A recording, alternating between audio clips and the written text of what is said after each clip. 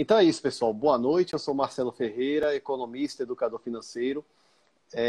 Faço parte, entre outras atividades, aqui do projeto de educação financeira Topo Money, que vai consistir numa escola online de educação financeira. E hoje estamos na nossa terceira live desse ciclo, um ciclo em que a gente está trazendo todo mundo que é do programa, né, do projeto, para conversar sobre suas respectivas especialidades.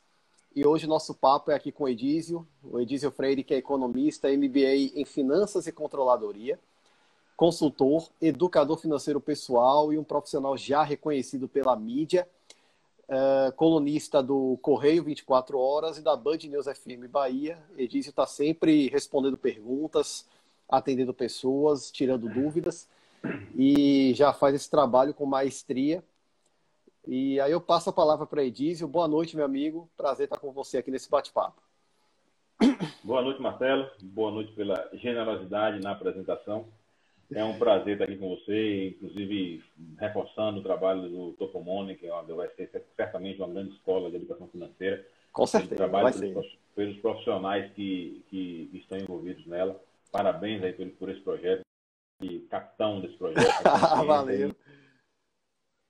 E ficamos muito honrados, eu falo certamente os outros colegas também, por poder participar, né, desse projeto tão bacana. A educação financeira é um tema mais do que nunca atual, né? Mais do que nunca atual. E a gente vai hoje exatamente bater um papo aqui sobre os principais pontos que envolvem a educação financeira, algumas curiosidades que eu pretendo trazer aqui para vocês, fazer um bate-papo bem bacana, bem interativo, né? Falar de cenários, né? A gente não pode fugir disso. Hoje a gente tem uma conjuntura bem delicada que é uma ação mundial. Então, Sim. falar um pouco de cenários, falar um pouco de comportamentos nessa área, nesse momento, perspectiva de futuro, enfim, fazer um bate-papo aqui bem bacana, bem interativo, para gerar aí uma informação e conhecimento para todos vocês. Perfeito, Edísio. E antes de eu fazer a primeira pergunta, eu quero avisar todo mundo que está nos acompanhando. Se você tiver dúvida, quiser fazer algum questionamento, algum comentário, pode postar aí no chat da nossa live, que Edísio também vai nos ajudar, vai responder. Mande. E eu queria começar perguntando o seguinte, Edísio. Hoje a gente está vivendo esse cenário complicado de pandemia, que está afetando a economia de forma geral e, consequentemente, as finanças das pessoas. Infelizmente, tem gente que já perdeu emprego, tem gente que teve redução de salário, que está tendo que viver com menos. Mas eu queria saber o seguinte, antes da pandemia, no cenário dito normal, quais eram os principais problemas que as pessoas apresentavam ter no relacionamento com o dinheiro? Marcelo, excelente pergunta, e aí eu vou começar respondendo o seguinte. É um problema que era antes da pandemia e que ele se mantém durante a pandemia e que ele vai existir depois da pandemia, que certo. é a capacidade de ter, de se comportar melhor em relação ao dinheiro, em dominar o dinheiro, não deixar o dinheiro se dominar. O grande problema da educação financeira é o comportamento. Né? Então, se você tem, quando nós falamos em educação financeira, é porque sabemos lidar com o dinheiro, somos livres em relação ao dinheiro. Né? Eu não sou prisioneiro das finanças, eu não sou prisioneiro do dinheiro. Eu consigo administrar minhas finanças de forma que eu tenha o que eu posso ter, eu conduzo minhas atividades pessoais e profissionais da maneira que eu posso conduzir, né? E vivo dentro do meu padrão de vida. Essa seria o mundo ideal. No Brasil, historicamente, o brasileiro ele nunca teve essa educação financeira, esse cuidado. Há pouco tempo é que vem começando a falar muito de educação financeira, o que é muito bom, mas historicamente não existia isso. Então as pessoas não têm essa cultura, esse cuidado. Quem tem hoje, quando você encontra uma pessoa já idosa, ou alguém aí na maturidade que tem uma educação financeira bacana, porque provavelmente lá os pais fizeram ou tinham esse cuidado, esse comportamento por própria característica de vida, e esse cidadão acabou crescendo com uma boa educação financeira, mas de forma empírica. Não existia metodologicamente a educação financeira, né? Então hoje você já tem algo mais formado, e as pessoas precisam realmente ter essa reflexão. Antes da pandemia, quando a gente conversava, inclusive na própria coluna, quando alguém manda as perguntas, muito viés é bem nesse sentido.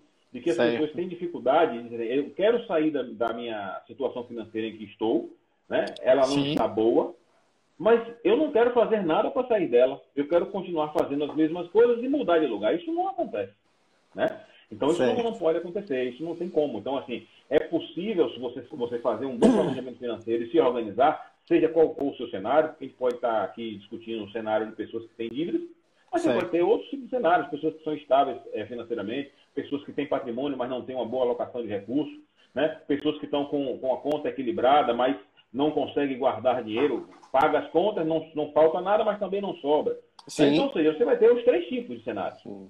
Então, para cada um deles, você tem um plano de ação, um plano de trabalho que envolve comportamento e técnica financeira para Tá. colocá-lo no trilho dentro do seu planejamento. Porque não existe fórmula mágica, Marcelo. É bom que as pessoas percebam e entendam o seguinte: ninguém vai chegar com a varinha de condão e vai dizer resolvido o problema. Não vai ser dessa forma, né?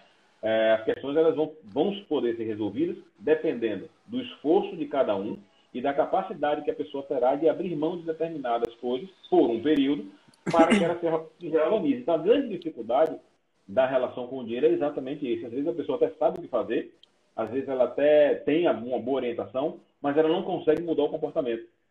Ela não consegue ter a capacidade de dizer assim, eu vou ao shopping, mas não vou comprar nada hoje. Ela não consegue ficar uma semana sem gastar com supérfluo. Ela não consegue mudar um pouquinho o padrão de vida para que ela possa equilibrar-se financeiramente. Então, esse é o grande desafio do educador financeiro, que é trazer as pessoas para esse patamar da realidade comportamental, né? E fazê-las perceber qual é o caminho, qual é a condição que ela pode usar para que ela possa sair desse cenário. E para explicar e para fundamentar, inclusive, também isso, Marcelo, existem Sim. vários autores que falam sobre comportamento financeiro, inclusive, e algumas características comportamentais bem interessantes. Vou até trazer aqui trago umas três aqui ao longo da nossa live para Sim. ilustrar as pessoas. Uma característica muito, muito interessante de comportamento financeiro é a da negação financeira. O que Isso. a característica da negação financeira? É aquele indivíduo que ele não consegue aceitar que ele tem uma dificuldade financeira. Ele não consegue aceitar que o cenário dele não está adequado e que ele precisa mudar. Certo. Ele nega para si mesmo. Né? Para a gente poder se identificar nesse perfil, imagine o seguinte, é aquele cara que quando chega a fatura do cartão de crédito, ele pega a fatura e arquiva, ele nem abre. Ele não quer nem ver o que tem dentro. Né? Então, esse é o caso clássico da pessoa que, por característica comportamental, tem o distúrbio da negação financeira. Então, isso faz com que ele não consiga olhar nunca para os números dele. Se ele não conseguir Sim. olhar, ele não vai conseguir sair daquilo. Né? Então, eu sei que talvez aqui muitas pessoas tenham se identificado com esse perfil, não precisa se assustar, é tranquilo, é natural. E mais assim, é preciso que a gente tenha esse entendimento, né? Tenha esse entendimento Tá. para que você possa dar um passo, ou seja, dar o passo seguinte, que é começar a se reorganizar financeiramente. Então, o perfil da negação financeira é muito tradicional, é bem interessante, inclusive, isso, quando eu dou esses exemplos, porque, de fato, às vezes a pessoa acaba se identificando e ela não percebe. Quando você consegue ter a noção de que você tem isso, você vai psicologicamente trabalhar isso na sua cabeça e vai conseguir dar uma direção melhor. Tem uma coisa, Marcelo, nós estamos aqui Diga aí. com bastante pessoas aqui na nossa live. Eu vou Sim. pedir aqui, quem se identificou com que tem o perfil de negação financeira, levanta a mãozinha aí na nossa live, para a gente ter Olha uma ideia de aí. quantas pessoas se identificaram. Porque é bem interessante, isso é muito comum. Né? Então, é uma das características que eu queria trazer aqui para discutir com vocês. Tem outras bem Sim. interessantes que eu vou falar daqui a pouco. Mas é isso, a questão comportamental é isso. Se a gente conseguir entender e ter a capacidade de perceber que a gente, poxa, temos uma dificuldade aqui, eu preciso vencer essa dificuldade. Pronto, aí a gente consegue. É plenamente possível, é muito execuível, independente da situação. Agora é aquela história, não existe almoço grátis. Tá? Para eu sair de uma determinada situação, eu vou precisar fazer um esforço para ela. Né? Certo. Não existe sucesso sem dor. Então, se você passou toda uma vida agindo de forma errada com suas finanças, hoje você está num cenário bem difícil, poxa, você não vai sair desse cenário da noite para o dia. Quanto tempo você levou para chegar dele? Né? Então, mas assim, ele é possível e às vezes a gente consegue até num tempo bem agradável, bem confortável, mas é preciso ter uma parceria e uma habilidade das pessoas de forma bem próxima, senão fica difícil. Perfeito, Edson. Você falou uma coisa importante, a necessidade da mudança de comportamento. É aquilo que, acho que foi Einstein que falava, que não adianta a gente repetir as mesmas ações e esperar resultados diferentes. É maluquice. Exatamente. E acho que passa muito por isso mesmo. O curso que está para ser lançado, que vai se chamar Desvendando os Segredos da Educação Financeira, tem um módulo justamente sobre conscientização, assim, não tão especialista quanto você, mas eu falo um pouco sobre comportamento também, porque eu acho que nada do que a gente possa prover de educação financeira propriamente dita conseguirá ser aplicado se a pessoa não se conscientizar da necessidade.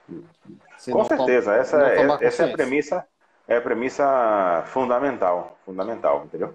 Tá certo. Antes de eu fazer outra pergunta, eu quero trazer logo um questionamento que estava no chat do Felipe. Edísio, quem está passando por situação de infelizmente, estar perdendo o emprego nesse momento, deve utilizar o dinheiro da rescisão de dívidas ou da rescisão de contrato, né, rescisão contratual, para pagar dívidas? Vamos lá. Grande Felipe, obrigado pela pergunta, meu querido. Prazer ter você aqui com a gente, tá? Isso aí, valeu. Essa orientação que eu vou dar, Marcelo, ela não se aplica só para esse momento de pandemia, não, tá? Ela deve ser utilizada em qualquer situação em que o cidadão, por alguma razão, fique desempregado e receba lá a indenização dele.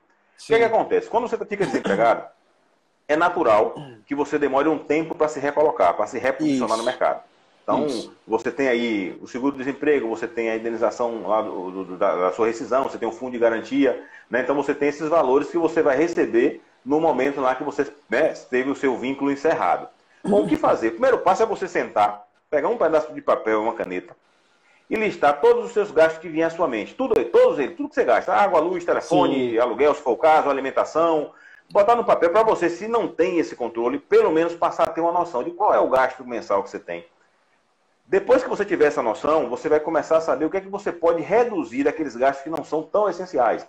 Ah, poxa, eu saía todo final de semana para comer pizza. Pronto, eu não vou sair agora todo final de semana. Isso. Eu estou em uma situação de desemprego, eu também não vou deixar de comer pizza. Mas eu saio aí, sei lá, uma vez por mês, enquanto eu estiver desempregado. Né? Eu tenho um hábito, por exemplo, de lavar o carro, se for uma pessoa que tenha carro, toda semana. E o carro vai ter que ficar um pouquinho mais sujo para ele não morder a boca e eu ter que mandar ele vazar, né? Então, assim, você vai começar a olhar os gastos que não são tão essenciais na sua vida, né, no seu orçamento, e vai tentar suprimi-los ou diminuí-los. E os gastos que são essenciais, com alimentação, energia elétrica, gás, né, dentre outros, você vai observar se existe alguma ação que você possa fazer para reduzi-lo. Ponto. Esse é o primeiro passo. Feito isso, você vai ter uma noção de quanto é que vai ser a sua despesa mensal a partir daquele momento. Você vai pegar a sua indenização e vai usá-la exatamente para se manter durante esse período. Então, não cabe você, por exemplo, pegar a indenização para pagar dívida, né, para comprar algum patrimônio, algum bem, algum móvel. Não é o momento disso. Certo. Se você fizer o dever de casa direitinho, guardar esse dinheiro e usar ele para garantir o sustento da sua família enquanto você estiver fora do mercado, quanto mais rápido você voltar ao mercado e passar a ter o seu salário novamente, mais dinheiro sobra. Aí sim, nesse momento, você já voltou, já está recolocado, já tem uma renda, você vai usar esse dinheiro sim, se for um caso de pagar uma dívida, se for o caso de comprar algo que vocês queiram, enfim. Aí você pode fazer. Mas durante o período que você estiver sem esse salário, sem uma renda, é ideal que você economize esse dinheiro o máximo possível, porque ele vai ser muito útil para você durante essa fase aí. Tá certo. Vai parecido com a pirâmide de prioridade de Maslow, né? Você vai escolhendo o que priorizar. Você tem que definir prioridade. Nesse momento de pandemia, Marcelo, só finalizando aqui, complementando a pergunta do Felipe, nesse momento de pandemia, tudo que eu falei aqui vale para qualquer tempo. Acrescentaria apenas o seguinte: você tem despesas nesse momento de pandemia que, por mais que elas sejam essenciais, elas podem ser prorrogadas. Como um aluguel, por exemplo, como uma conta de luz, enfim. Então, assim, é você, dentro do seu orçamento, avaliar o que é que você de fato pode prorrogar, o que é que você não pode prorrogar. Comida não pode, tem que comprar comida que tem que comer. Pronto. Saúde, uma situação de saúde, um caso que você de remédio, uma coisa, isso não tem jeito. Mas o que tiver, você prorroga depois que as coisas para você retornar ao mercado de trabalho, aí você vai poder voltar ao seu padrão de consumo.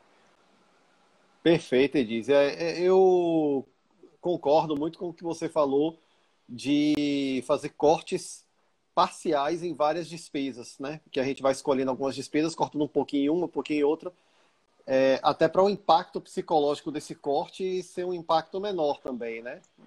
Ter menos influência na nossa vida. É uma dica que eu costumo dar também, diz. Eu gostei da Perfeito. citação.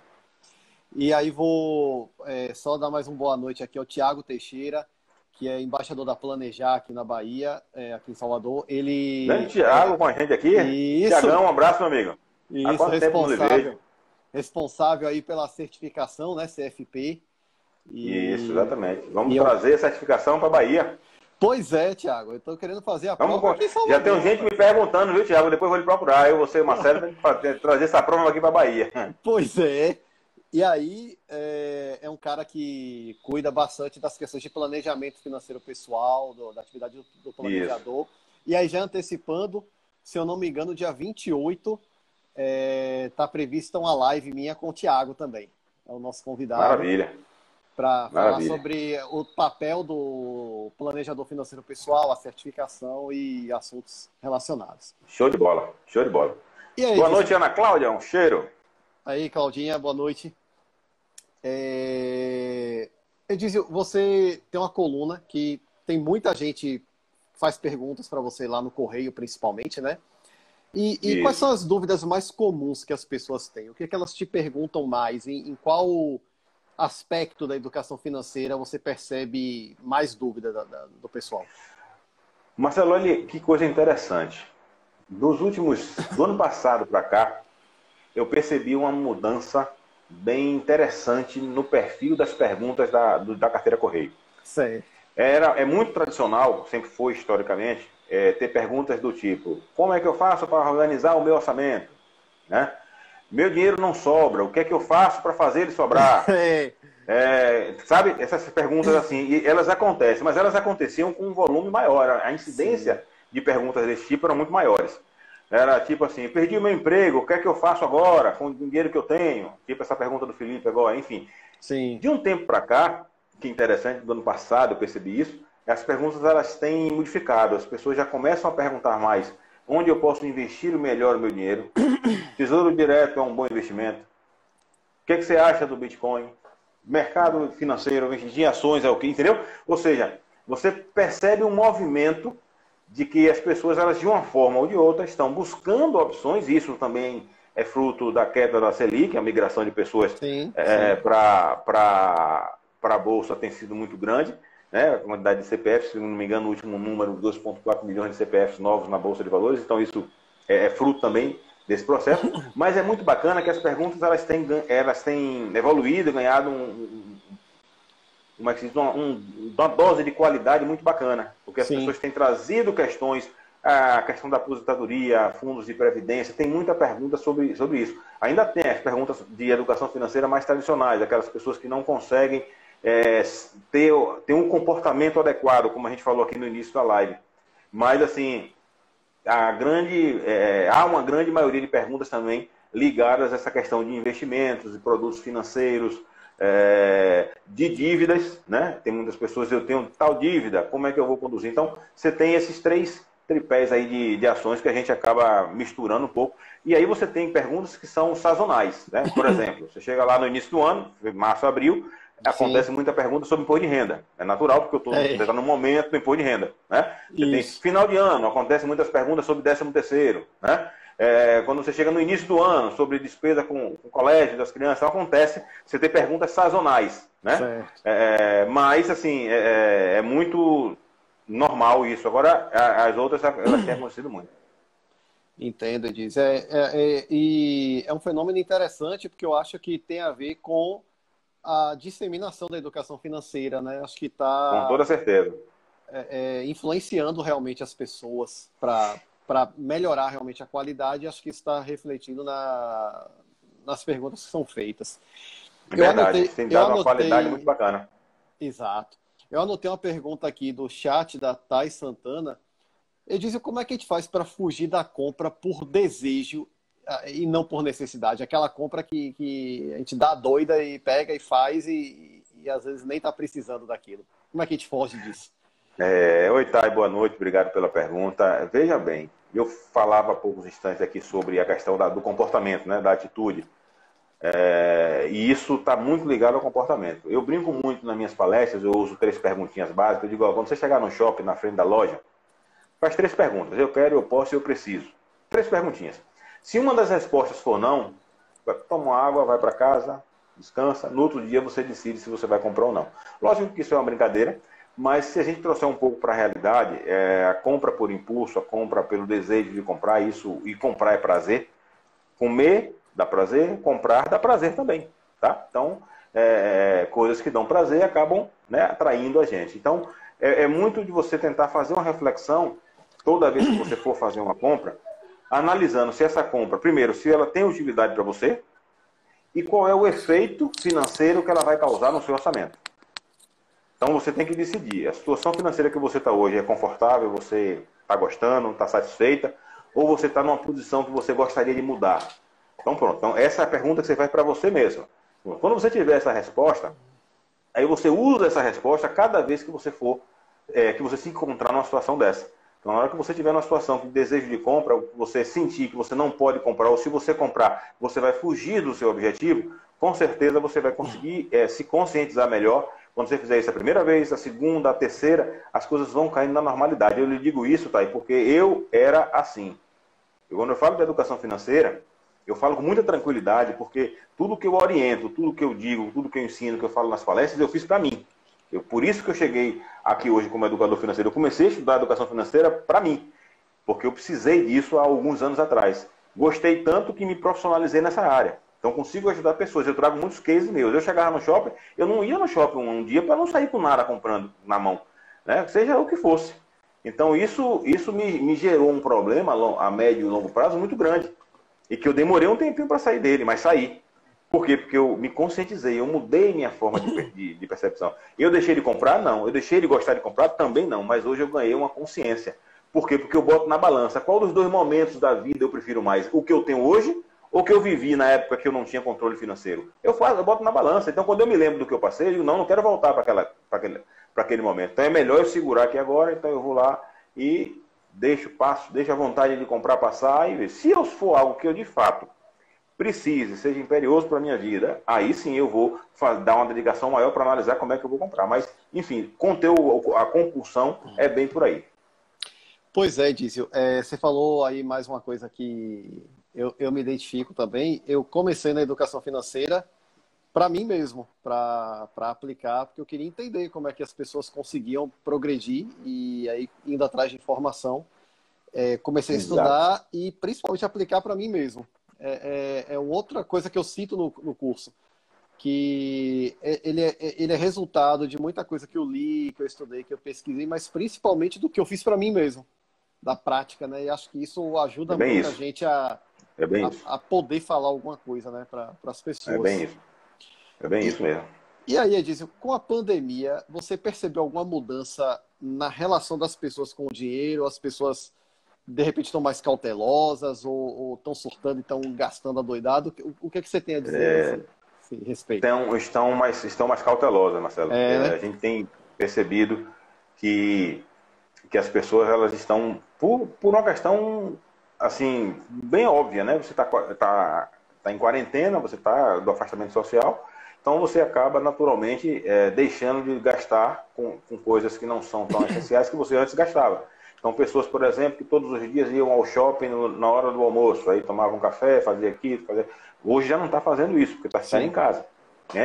Pessoas que faziam compras regularmente nos finais de semana nos próprios shoppings também não está indo, está ficando em casa. Acaba por comprar quando tem de fato uma necessidade. Então, e isso faz com que a pessoa pare para refletir, até mesmo inconscientemente, de que ela, poxa, eu agora estou conseguindo viver sem fazer tantas compras como eu fazia antes.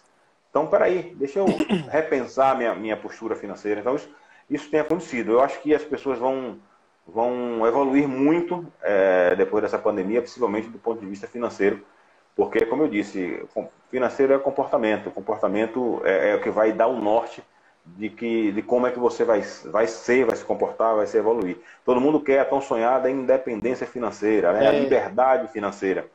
Mas o que é que eu estou disposto a fazer para ter essa liberdade? Né? Quanto eu estou investindo na minha aposentadoria hoje? Quanto mais cedo eu começar, tanto melhor. Tudo isso é comportamento. E isso vale, Marcelo, quando a gente fala de planejamento financeiro, é importante que as pessoas entendam o seguinte: se você é casado, por exemplo, o horizonte do planejamento financeiro tem que ser do casal, né? Certo. Pode um puxar para um lado e o outro puxar para o outro. E aí você tem situações que acabam ou podem acabar até prejudicando a própria relação se essa gestão financeira não for bem feita, né? Tem até uma característica comportamental, vou falar aqui a segunda, a primeira foi a negação financeira, a segunda é bem interessante, o nome dela é infidelidade financeira. Olha que nome bacana. Podemos brincar muito com isso, mas é sério. Se não me engano, foi 2015, foi 2016, saiu uma pesquisa que dizia que dinheiro era o segundo maior motivo de separação entre casais, né? Ou seja, o fato da família não orientar bem o dinheiro. Aí vem a questão do distúrbio da infidelidade financeira, que o que é ele? A infidelidade financeira é aquele comportamento que o cônjuge tem, tanto o homem ou a mulher, de fazer gastos sem informar, sem orientar, sem seguir o orçamento da família. Acaba gastando mais do que o que pode, compra escondido lá, bota no cartão, o esposo não vê ou para a esposa não ver, e aí você vai. Na hora que as coisas começam a aparecer, o desgaste também vai surgindo, e isso vai gerando um conflito, um desgaste entre a relação, e isso é muito ruim. Por isso que eu digo, o planejamento financeiro ele tem que estar junto, ele tem que estar alinhado o casal, porque o propósito é o mesmo. Se eu me caso com alguém, é porque nós temos algum propósito junto. Então, se eu desejo chegar com essa pessoa a algum lugar, então não faz sentido eu puxar para um lado e ela puxar para o outro. Nós precisamos convergir nos pensamentos. Nós não precisamos concordar com tudo. Não é essa a questão. Não precisa ter conta conjunta, não precisa um controle, não é isso. Aí a forma, o modus operandi, cada casal vai discutir. Mas a relação, a transparência, a lealdade é muito importante para que a família consiga prosperar de maneira própria dentro dessa conjuntura aí. Entendo, Edísio. A gente tem aqui também uma outra pergunta. A Thay fez mais uma. Eu estou com 3 perguntas do chat, a gente vai responder. Mande.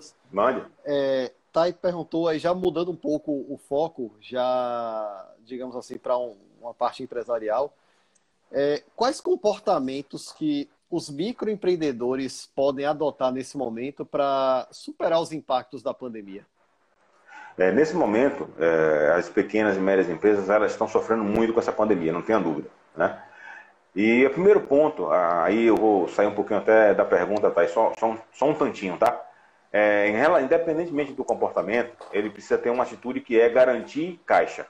Caixa é o ponto, é a palavra da vez, a palavra de ordem para as empresas nesse momento. Eu tenho que ter caixa. E se não tiver caixa, não adianta fechar o balanço lá e dar lucro, tá? Não adianta. Se não tiver caixa, quebra. Então esse é o ponto. Tendo caixa, o empresário ele tem que ter a capacidade, e aí vai muito a questão comportamental mesmo, de entender o seu negócio, de parar para refletir o momento atual em relação ao seu negócio e tentar achar caminhos, alternativas, né, para que ele possa continuar gerando receita. Mesmo que esse volume de receita não seja o mesmo que ele tradicionalmente tinha. Então ele vai ter que enxugar ali alguns custos, usar alguns instrumentos que o governo tem apresentado aí, as medidas provisórias que têm saído, algumas leis. Eu conversava aqui com o Marcelo no início, uma lei que saiu hoje, né, de oficial de hoje, que é a lei do Pronamp, micro e pequenas empresas. Então, mais uma linha de financiamento. A gente sabe que é difícil, mas o crédito ele não é tão simples. Você não vai chegar lá no banco, bater na porta e o banco vai lhe dar o dinheiro e você vai sair com a mala. Não é assim. Tá? A gente tem que ter todo o critério. Cada banco, cada instituição financeira tem suas regras, tem seus procedimentos. Ela vai pegar lá as medidas provisórias e as leis, vai adaptar isso ao seu negócio e vai dizer ao cliente, para você contratar com esse crédito aqui, você precisa cumprir essas e essas regras. Ponto. Mas está lá, é possível, se organiza que consegue. Mas o empresário ele precisa ter a capacidade de se reinventar nesse momento. Não adianta desesperar, não adianta correr, não adianta sair tomando decisões sem antes parar para analisar qual vai ser ou qual será a perspectiva futura do negócio. Sem isso, você vai acabar tomando decisões erradas e aí vai acabar atrapalhando mais ainda o que talvez fosse mais simples de resolver. Então, é olhar para as alternativas que tem, ver o que pode ser feito e mais, se reinventar para que você continue firme no mercado, mesmo vendendo menos nesse momento de pandemia. Muito bem, Edísio. Realmente, acho que para todos os portes de empreendedor, mas principalmente para o microempreendedor, ter capital de giro vai ser fundamental para poder segurar a onda nos próximos 100%. meses, né? Até que a gente possa 100%. tentar voltar à normalidade. E aí, 100%. como a gente está assim, em temas mais específicos, eu vou trazer mais uma aqui do chat, do ACS Costa. É vantagem suspender o pagamento de parcelas do crédito imobiliário nesse momento de pandemia, Edísio? A CS Costa, grande amigo. Alex, um abraço. Um abraço aqui para Ediele, ex-aluna minha, entrou aí agora. E Paulo Barbosa, um grande amigo. Um abraço, amigo. Alex, é o seguinte, vantagem agora depende da situação da pessoa, tá? Se você tem hoje uma dificuldade de caixa e você está com um orçamento apertadinho, é uma alternativa para você passar o sufoco aí por 90 dias, 60 dias, dependendo do prazo que você consiga. Sem dúvida que é. Agora, o importante, primeiro, é você verificar qual vai ser o formato dessa prorrogação da parcela. Algumas instituições estão pegando essa parcela e diluindo nas restantes, outras estão meio que quitando um contrato, gerando um contrato novo com uma carência de 2 meses, porque aí joga a sua parcela para frente. Certo. Então, a incidência de juros, inclusive em alguns casos, acaba sendo muito alta, a parcela cresce muito. Então, o que você deve analisar, primeiro qual vai ser o impacto disso? Chegar no banco, pedir para que eles façam uma proposta. Se isso for um impacto razoável e aceitável para você, vale a pena sim, porque você se desafoga nesse momento, você tira essa parcela do seu caixa, do seu orçamento nesse momento, você evita esvaziar mais do seu caixa, enquanto nós passamos aí, espero que em mais 2 meses, a gente já tenhamos um horizonte mais favorável, mais positivo para a economia já girando, as pessoas já se movimentando e o dinheiro correndo e as pessoas voltando a ter suas rendas. Então, se fizer dessa forma, vale a pena sim. Tá certo. Os bancos têm disponibilizado realmente alguma coisa nesse sentido de crédito imobiliário. Eu particularmente não sei tão ao certo, porque como o banco que eu trabalho não tem essa carteira. Não tem. Mas sei que tem sido dado um prazo adicional. E aí tem esse ponto mesmo, né, Edísio? As parcelas que não estão sendo pagas agora, elas vão ser diluídas nas demais ou vão ser jogadas para frente? Exatamente. Qualquer que seja, né? Qualquer que seja a decisão, Marcelo, é bom que as pessoas que estão aqui ouvindo a gente, qualquer que seja a decisão, diluir, jogar para frente, o que for, importante a pessoa ter a consciência do seguinte, o banco não está lhe isentando de juros por esse período. Exato. Tá? Você vai pagar juros. Ele está lhe dando aí uma carência de 60 dias e ele vai lhe cobrar juros por esses 60 dias. Isso. Né? É o postecipado, é a parcela postecipada. Quem foi meu aluno de matemática financeira aí vai lembrar lá, né? Calcular o PMT postecipado. Então você vai ganhar ali aqueles meses de carência. Então, pronto, ganhou a carência. Você vai pagar só os juros durante aquele período e ele vai ser diluído nas parcelas. É o que eu disse aqui ao Alex. Avalia se esse impacto é aceitável. Se for razoável, está valendo, porque você tira essa despesa nesse momento. Muito bom, Edísio. Outra pergunta que eu queria fazer, e aí mais geral também, quais são suas recomendações para quem está nos vendo agora cuidar das finanças pessoais nesse momento complicado aí de pandemia, de tudo? O que é que você recomenda de atitudes, de comportamento para superar esse período complicado? Minha recomendação é a mesma da Embasa, fechar a torneira. Okay? Fechar a torneira, fechar a torneira. É a mesma da Embasa. Fechar a torneira. Por quê? Porque se as empresas estão com toda essa dificuldade que a gente acabamos de falar aqui, estamos vendo todos os dias nos noticiários, nos amigos, enfim, é mais que importante que nós, pessoas físicas, também tenhamos esse cuidado. Edísio, mas eu não perdi meu emprego, continuo com o meu salário normal, tudo certinho. Bacana, que ótimo. Mas ainda assim, faça um esforço para reduzir e guardar alguma coisa. Nunca foi tão importante ter uma reserva financeira quanto nesse momento agora. Né? O que eu chamo de colchão de segurança. Nunca foi tão importante ter. As pessoas que fizeram o dever de casa, que tiveram planejamento, que têm hoje uma reserva de segurança, vão passar por essa crise com muito menos impacto. Com toda certeza.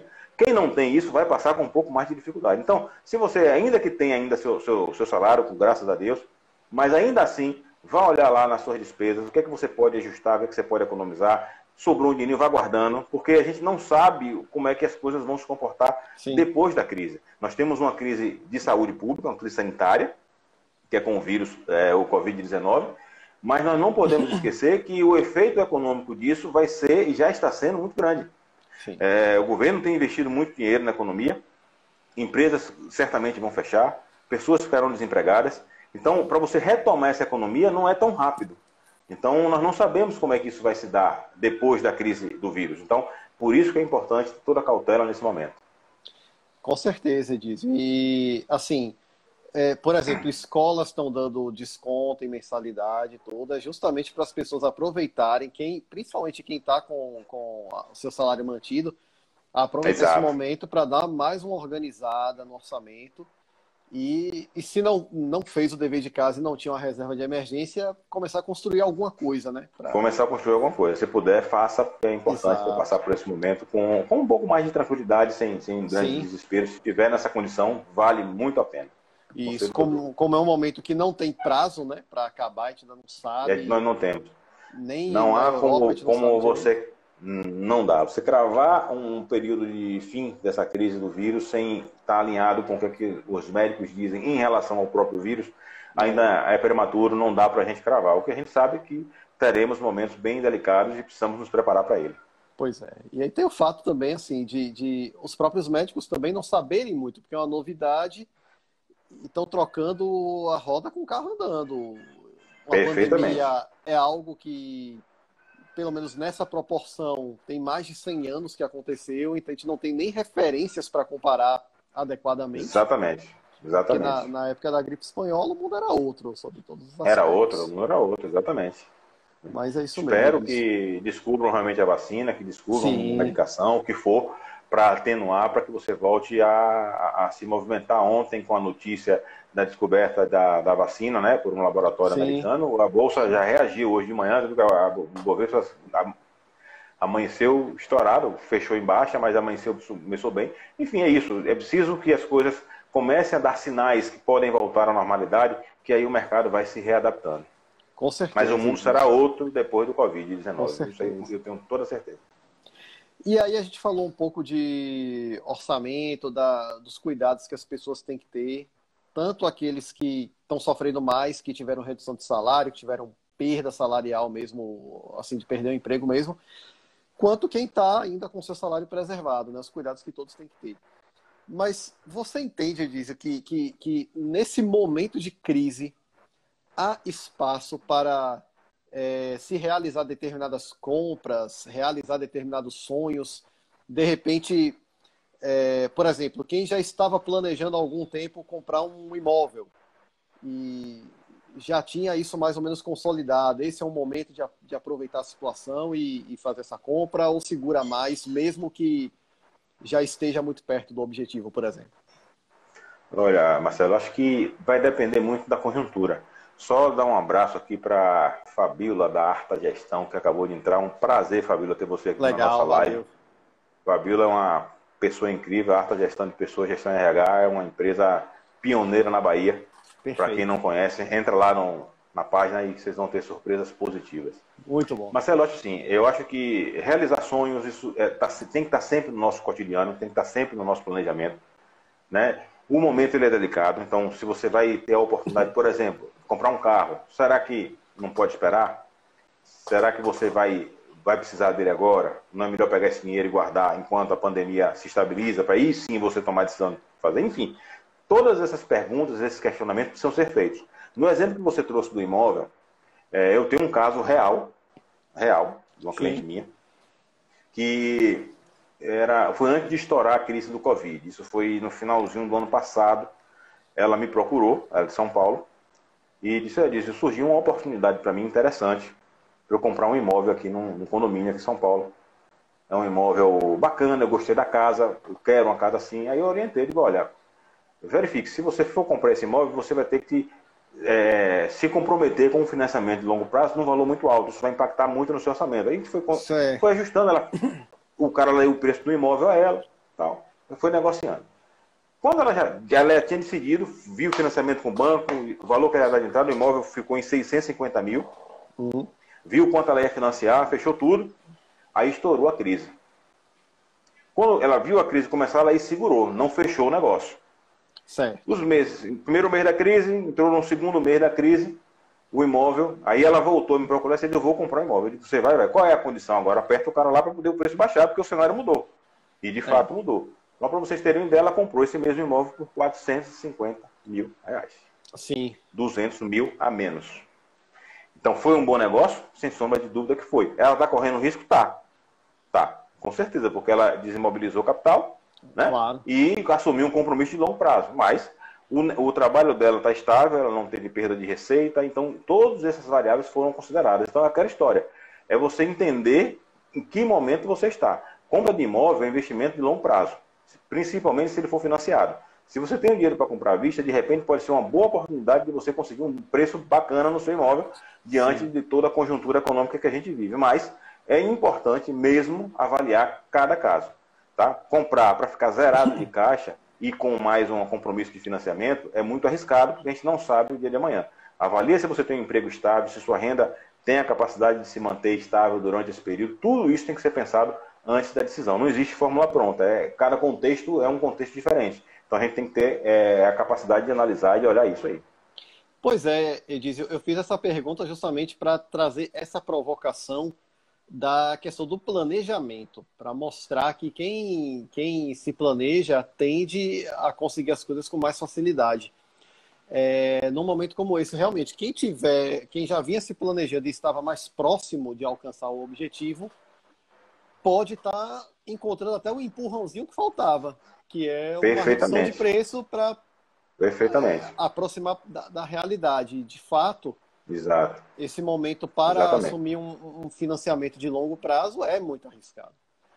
Mas, de repente, se a pessoa já está mais próxima do objetivo, pode ser aquela ocasião que todo mundo sempre espera, né? Para fazer a compra, realizar o sonho. Exato. O sonho da casa própria, né? Exatamente. O sonho da casa própria, eu tenho que ter minha casa. Aí, às vezes, eu até brinco com meus clientes. Você está nesse afã todo para você... Vai ter sua casa, vai comprar sua casa, vai financiar. A casa não é sua, é do banco. Só vai ser sua quando você terminar de pagar. Só vai estar mudando o inquilino para quem você o proprietário para quem você paga aluguel. Você vai continuar inquilino. A diferença é que você está pagando aluguel para o banco. Então, assim, é a questão da educação do comportamento financeiro. As pessoas têm, e não tem nada. E é bom que fique claro que não tem nada de errado em você querer da sua casa. Eu só oriento que, para que você não torne esse sonho um pesadelo, que faça isso com planejamento. Com planejamento. Exato. Por quê? Porque é um investimento de longo prazo, e se você entrar numa situação de dificuldade financeira e não conseguir honrar com as parcelas, você pode até perder seu imóvel, porque o banco vai, a partir da terceira parcela não paga, ele pode realmente colocar a penhora seu bem, e aí, olha a situação mais difícil. Então tem que ter planejamento. Tudo tem que ter planejamento. Pois é. É uma coisa que a gente às vezes observa, vê reportagens na TV sobre isso. Pessoas que moravam de aluguel, pagavam um determinado valor todo mês, e aí resolve partir para casa própria, e aí, não, é minha casa, é minha, e assume uma parcela que às vezes é o dobro. No primeiro sopro que recebe de dificuldade, termina perdendo o dinheiro que já botou, o imóvel. Exatamente. E criando uma grande instabilidade, realmente. Exatamente. Então tem que ter todo esse cuidado, essa cautela, acho que nunca é demais, né? Sim. Porque a decisão é uma decisão de longo prazo e a gente tem que ter carinho mesmo. Pois é. E aí eu vou trazer mais uma pergunta que estava no chat, da Ana Cláudia Carvalho. Prima, muito obrigado aí pela pergunta. Ela, se eu entendi direito, ela colocou que, na opinião dela, para esse momento, a poupança seria a melhor aplicação financeira, mas ao mesmo tempo em que ela pondera essa opinião dela, ela perguntou quem está investido na Bolsa, o que é que faz nesse momento? Compra mais para poder fazer preço médio e tentar rentabilizar? Se desespera, sai vendendo as ações lá do jeito que tiver para pegar o dinheiro logo? O que é que faz? Exatamente. Marcelo, você vai ter pessoas aí de vários tipos. Eu tenho casos também de quando o mercado começou a despencar, a pessoa ligou desesperada, eu vou vender, porque eu vou perdendo tantos por dia. Eu digo, se acalme, tome aí um calmante, não olhe mais o gráfico, vá dormir. Né? Algumas pessoas se mantiveram, outras não aguentaram e saíram mesmo, né? Realizaram com perda. Então, Ana, é muito relativo, depende da capacidade. Quando alguém vem comigo me pedir orientação para investir na Bolsa, a primeira coisa que eu pergunto é qual é a capacidade que ela tem de perder dinheiro, de ver o dinheiro virar pó. Qual é a capacidade emocional que ela tem para suportar isso? Né? Quanto de dinheiro você tem para perder, para jogar fora, tocar fogo? Pronto, comece com esse dinheiro na Bolsa. Por quê? Porque você vai experimentando. Né? Você vai experimentando. É muito complicado e realmente tem que ter um poder emocional muito grande para você ver seu dinheiro cair, despencar como foi agora nas ações e você se manter. Lógico, Marcelo, que você vai ter empresas, aí já complementando a resposta da Ana, você vai ter empresas que caíram agora na bolsa e que vão se recuperar, e você vai ter empresas que não vão se recuperar. Isso é fato. Se você está na bolsa já e caiu, avalia qual é a característica da empresa que você está comprada.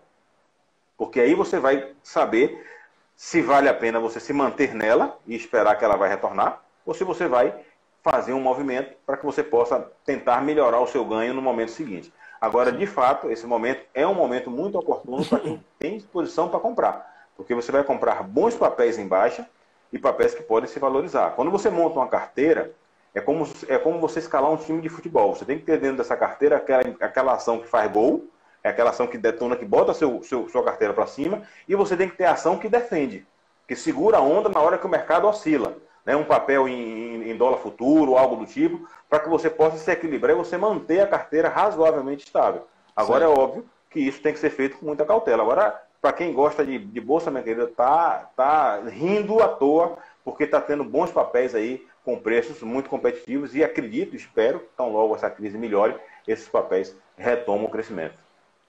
Pois é, Edísio, essa é uma temática interessante. Na quinta-feira, o Itan também respondeu mais ou menos essa pergunta. E ele abordou, na opinião dele, alguns setores que devem sobreviver razoavelmente bem a essa crise. Porque, como você bem citou, todo mundo entrou na crise, mas a gente não sabe quem vai sair vivo dela. Quais empresas vão sobreviver. E aí o Itan citou, e eu me lembro bem, os setores farmacêutico, né, em geral, e o de varejo, porque o varejo ele está se reinventando e está procurando o e-commerce, está investindo muito no e-commerce e isso está dando resultado. Então, dá uma sustentabilidade para o futuro. E aí, falando um pouquinho sobre as oscilações de mercado, eu falando com experiência própria, porque eu já há alguns anos invisto em ações numa perspectiva holder. E aí, quem quiser saber mais, é uma perspectiva de buy and hold. Pode dar uma olhada no IGTV do Topo Money. Tem um vídeo que eu falo um pouquinho sobre estratégias de investimento em ações, né? Eu defino nesse vídeo o day trade, o swing trade e o buy and hold. Aí dá uma olhadinha nesse vídeo que vai entender do que é que a gente está falando agora aqui desse tipo de estratégia. Mas assim, como holder, né, que portanto faz o buy and hold com ações, comprar e guardar, eu vi isso muito nitidamente em março. Março o Ibovespa caiu 30%. E a minha carteira não foi muito diferente, não. Ela desvalorizou em torno aí de uns 20%, 25%. Está recuperando agora aos poucos.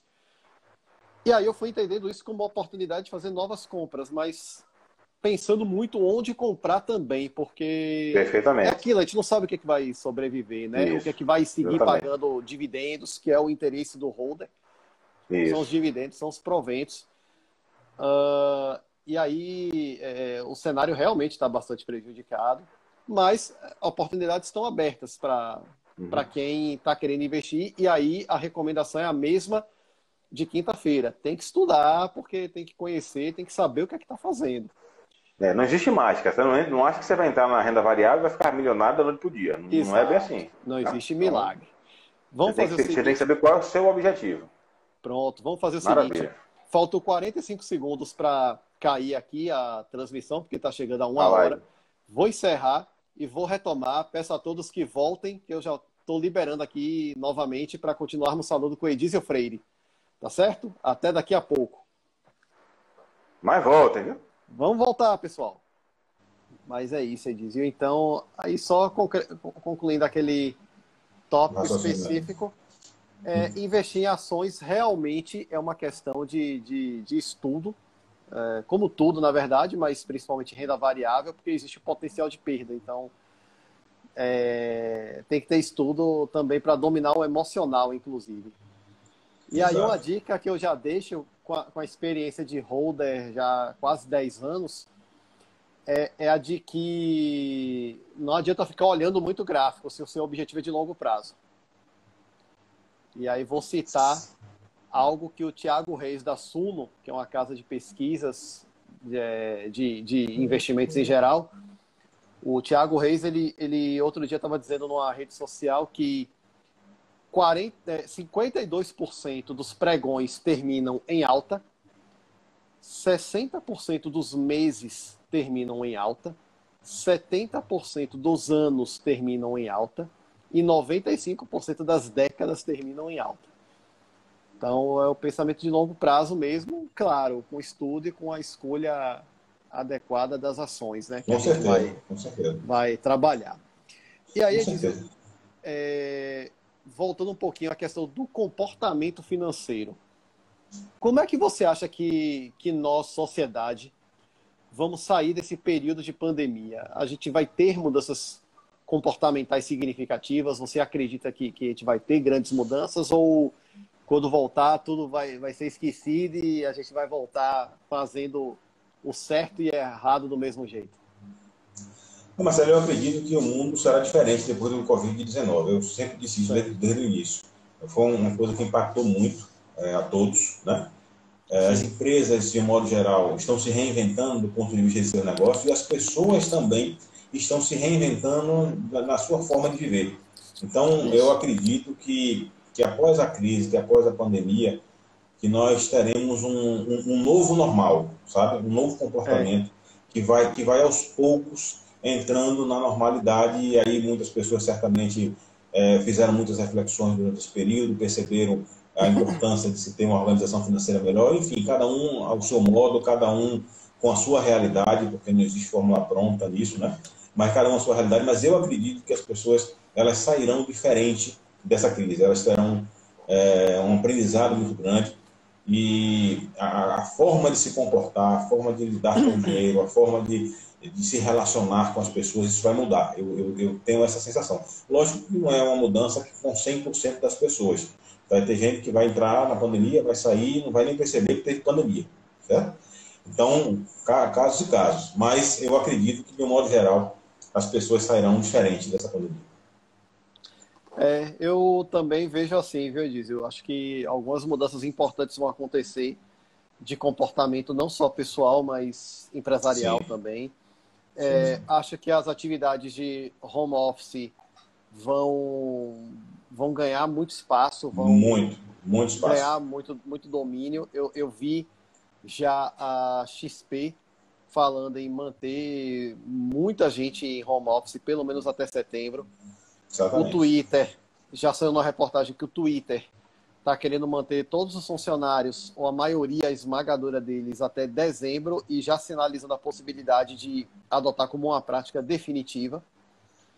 Porque, assim, principalmente serviços ligados à tecnologia, eu acho que vão avançar nesse sentido.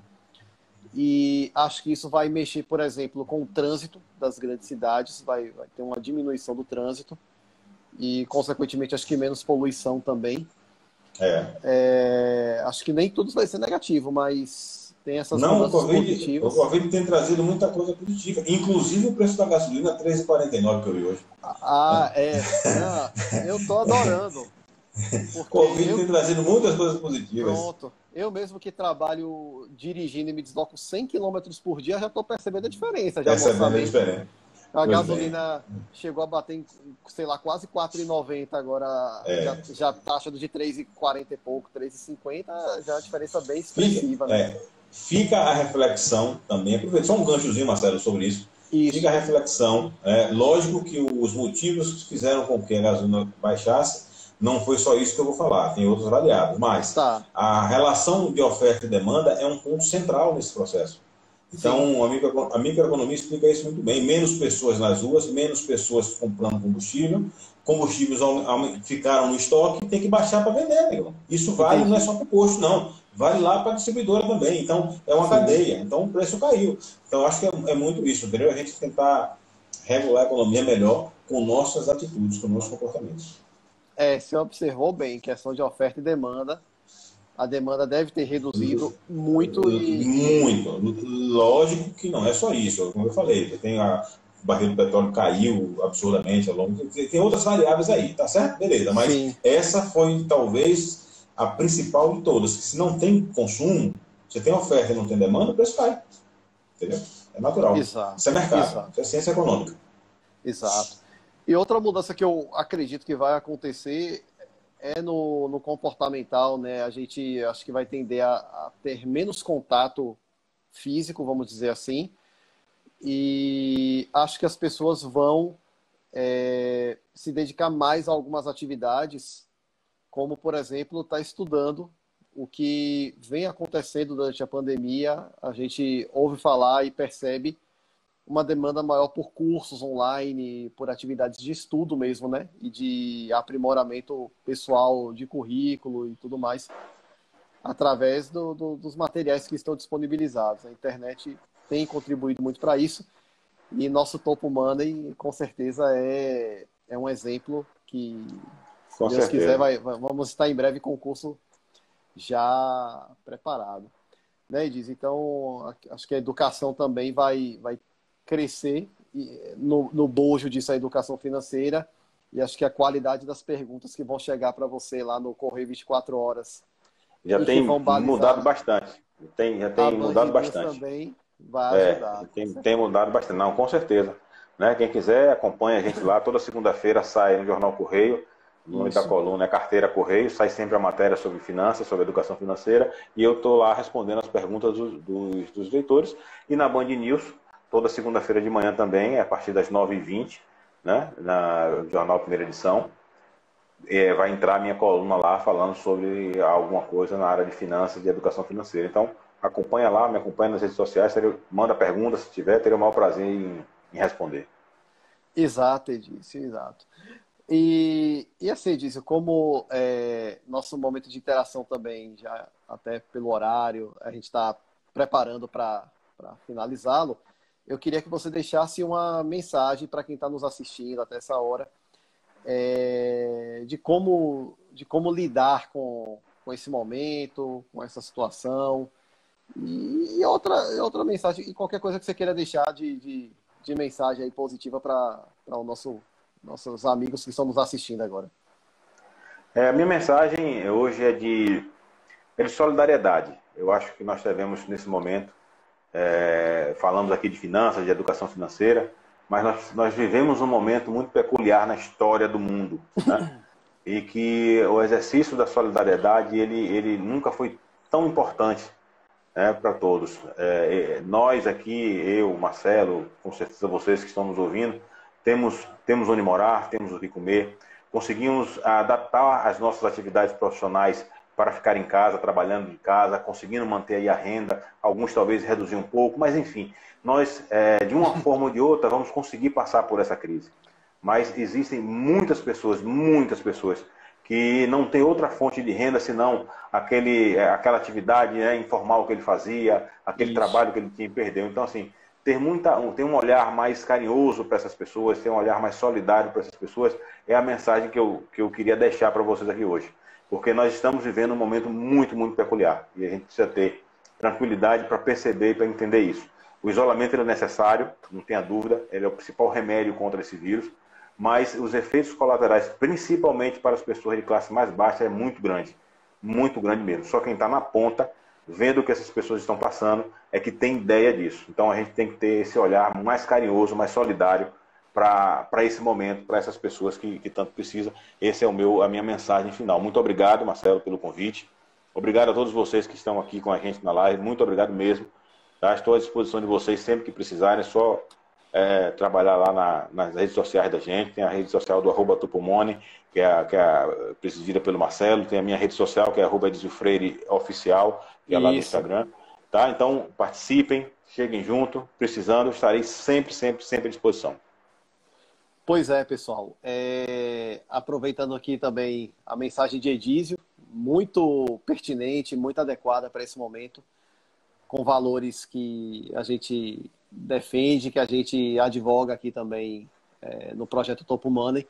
Eu quero agradecer a todos a participação, estarem assistindo essa live. Já vou falar que na próxima quinta-feira, depois de amanhã, teremos outra live. Eu estarei com o meu xará, Marcelo Caetano, que é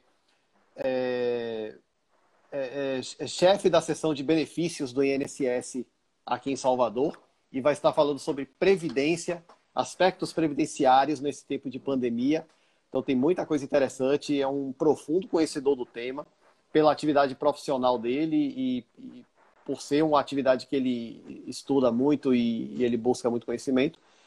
Então vamos estar conversando na quinta-feira sobre Previdência. E, novamente, agradecendo a todos, quero informar que a primeira parte dessa live já está no Instagram, a segunda irá logo depois, quando encerrarmos aqui. O Topo Money está nas redes sociais Instagram, LinkedIn e Facebook, todas como Topo Money. Em breve estaremos no Twitter também, quando o nosso site ficar pronto, a gente já vai poder começar a trabalhar com o Twitter. E meus perfis pessoais, para quem quiser também conversar pessoalmente, são todos Marcelo AF 1978. Eu vou até colocar aqui no chat. Eu tenho Twitter, Instagram, LinkedIn e Facebook. Todos com esse mesmo nickname aqui, esse mesmo login. Quem quiser manter contato, aí já fica à vontade também e a gente vai conversando. Então, pessoal, na quinta-feira estaremos de volta às 8 horas, os dois Marcelos, eu e Marcelo Caetano. Agradecemos a todos pela participação, pela atenção e vamos em frente rumo ao topo, pessoal. Grande abraço. Grande abraço a todos. Tenham todos uma excelente noite.